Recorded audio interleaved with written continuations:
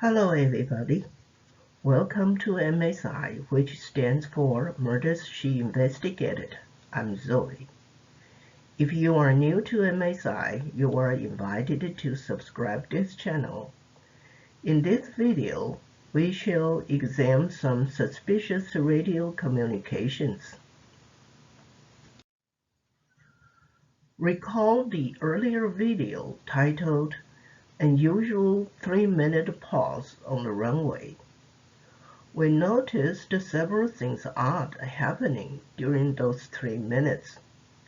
Now we know the abnormal scenarios were caused by Liang Xiyan, the hijacking suspect. Liang Xiyan boarded MH370 on the runway, and that caused a delay in taking off. Referring to another earlier video, the disappearance of MH370. We know that the transponder in the MH370 cockpit was turned off at about 1:20. This scenario indicates that by 1:20, Gan Fushan and Liang Xiyan had successfully taken control of the cockpit. Now, a question to ask is, when the duo began their action? Based on common sense, the earliest time practical was 0101 and 17 seconds, when MH370 reached its cruise level of 350. As we all know that when an aircraft is climbing up, all people on board are required to remain seated with seatbelts on. In other words, the hijacking took place during the time frame between 0101 17 seconds and 0120 minutes, a window of approximately 19 minutes. All witnesses perished. There is no survivor to tell the world what happened during those 19 minutes. Fortunately, there are air-ground radio communication records that can be reviewed, examined, and analyzed to restore some critical things. On the screen are the air-ground radio communication records extracted from the appendix to the MH370 final report. In total, there are 3 sets of communications containing 6 utterances. Utterance 1, at 0101 17 seconds, MH370 reported Malaysian A370 maintaining level 350. At 0101 21 seconds, Lamper radar responded, Malaysian 370. At 0107 56 seconds, MH370 reported 7370 maintaining level 350. At 0108 02 seconds, a response said, Malaysian 370. At 0119 26 seconds, Lamper radar instructed, Malaysian 370, contact Ho Chi Minh 120.9, good night. At 0119 30 seconds, MH370 responded, good night Malaysia 370. Before examining those 6 utterances, bear in mind that Zaharie and Farik had an agreement on job division. One piloted the aircraft while the other in charge of the radio communications. Of those 6 utterances, 3 of them were from MH370, and Zaharie was supposed to be on the radio. Utterance 1 was Zaharie reporting from MH370 to the Kuala Lumpur ATC at 01:01:17 seconds that MH370 had reached and would maintain its cruise level of 35,000 feet. Utterance 2 was the ATC's acknowledgement. The first 2 utterances appeared fine. According to the MH370 final report, utterance 3 and 6 were also Zaharie's voice from the MH370. Well, they should, considering Zaharie's arrangement with Farouk. On the screen is the claim made by the MH370 final report. It says, quote, "As soon as control was handed over to the co-pilot at the takeoff point, the ATC communication became the responsibility of the captain. Evidence from the Kuala Lumpur ATSC's voice recording indicated clearly, bracket, in interviews with the captain's colleagues, friends, and son, closing bracket, that the voice recorded was that of the captain after the aircraft took off," unquote. Well, Edward Baker objected. He said utterance 3 was Farouk, not Zaharie. Edward had a Twitter account. He introduced himself as an experienced American commercial pilot. He was curious about Zaharie's mental or emotional status before MH370 disappeared. Edward got a hold of a copy of the ATC audio. He cleaned up the noisy part of the audio and listened to it. To his surprise, he discovered that utterance 3 was not from Zaharie, it was from Farouk. Edward's discovery is significant. It means Zaharie was not in the cockpit at 01:07 and 56 seconds. Edward posted the cleaned audio in his comments in the internet for people to listen for themselves. Because MH370 disappeared shortly after those utterances, Edwards suspected Zaharie left the cockpit before 01:07:56 seconds and went to the EE Bay to take steps in preparation for the disappearance. Although Edwards' suspicion of Zaharie is groundless, he deserves a lot of credit for discovering Zaharie left the cockpit before 01:07:56 seconds. Edwards' discovery is inspiring. Let's pursue those utterances further and more critically. At 01:07:56 seconds, Farouk reported the flight level of 35,000 feet. This utterance was a bit odd.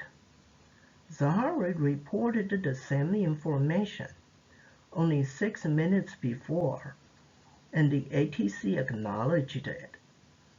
Farouk's double reporting was totally unnecessary. What triggered Farrik's double reporting.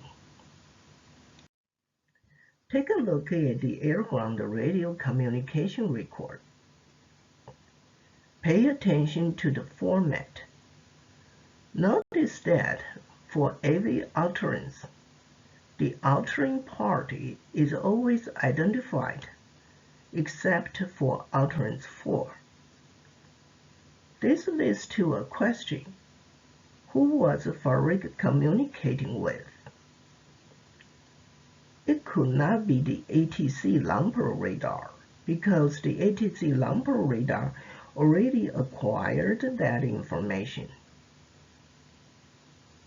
Given the circumstances, Farrik had no reason to initiate a double reporting. In other words, Farrik was probably answering an unexpected radio inquiry that was not from the ATC Lamper radar. That was why Farrik began with an air sound before he responded to the inquiry.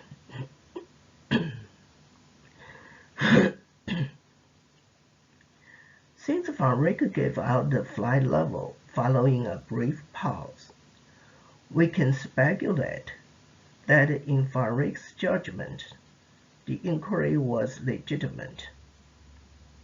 Otherwise, Farrik could have refused to reply. We now have 4 attributes about the party who radioed MH370 for its flight level.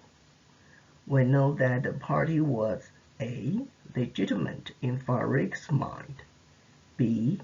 not ATC Lamper radar, C. equipped with radio communication facilities, and D. knew the radio frequency to reach MH370. Who could this party be? The answer is Malaysia's Air Force. Why did Malaysia's Air Force care to know the flight level of MH370 at 0107?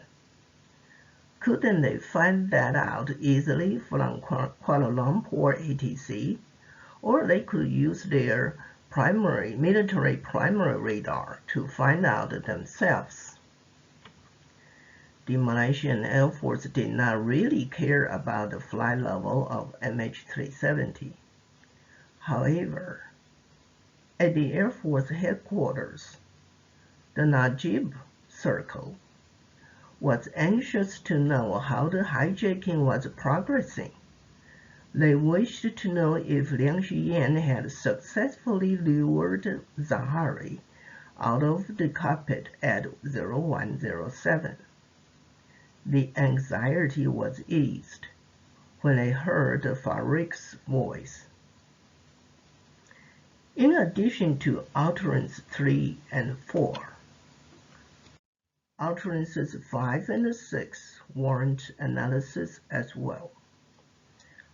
Utterance 5 was an instruction initiated by ATC's Lamper radar at 01:19:26 when MH370 was approaching waypoint IGARI.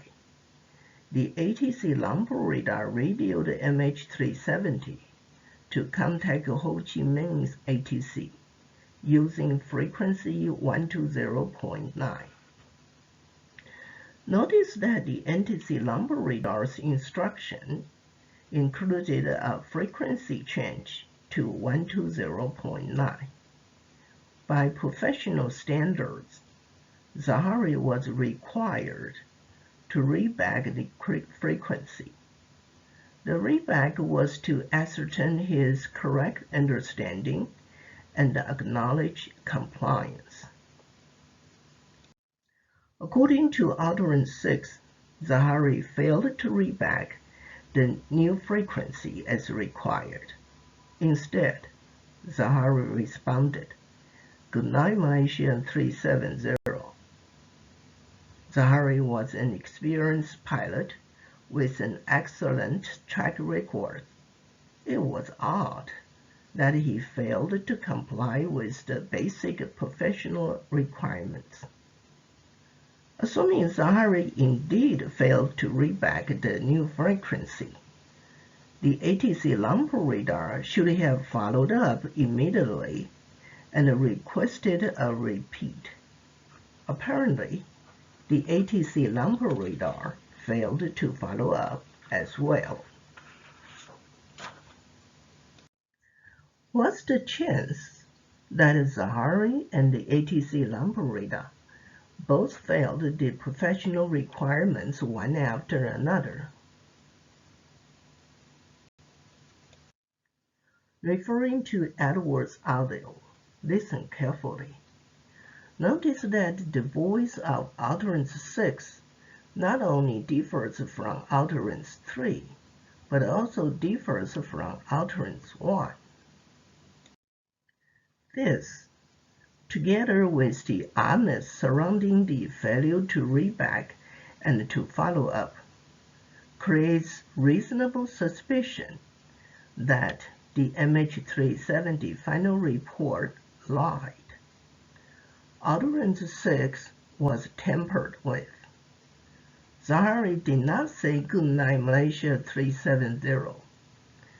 At 01:19:30 seconds, Zaharie probably never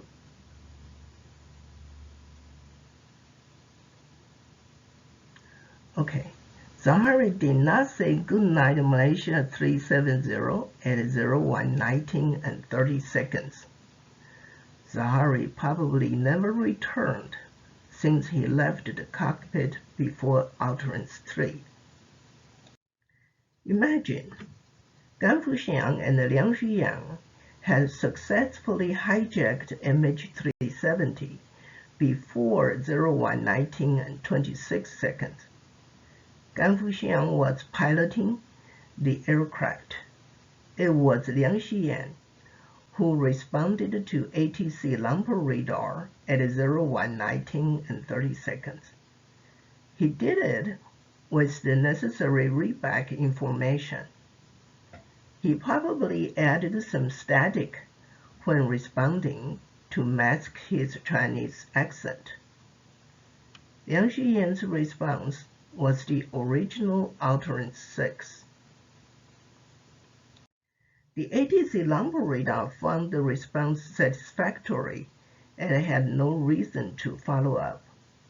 However, the Najib circle realized that they needed to alter utterance 6 since it was supposed to be Zaharie's last communication and would be scrutinized by many.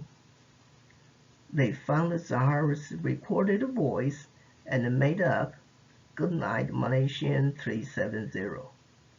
The original utterance 6 was replaced. This is all on the suspicious radio communications. If you are new to MSI, you are invited to subscribe this channel. If you are already a subscriber, a thumb up is appreciated. Feel free to share this channel with others. The MH370 incident deserves everybody's attention worldwide for the sake of safe public air traveling. Next time. The video is titled "The Hijacking." Bye for now.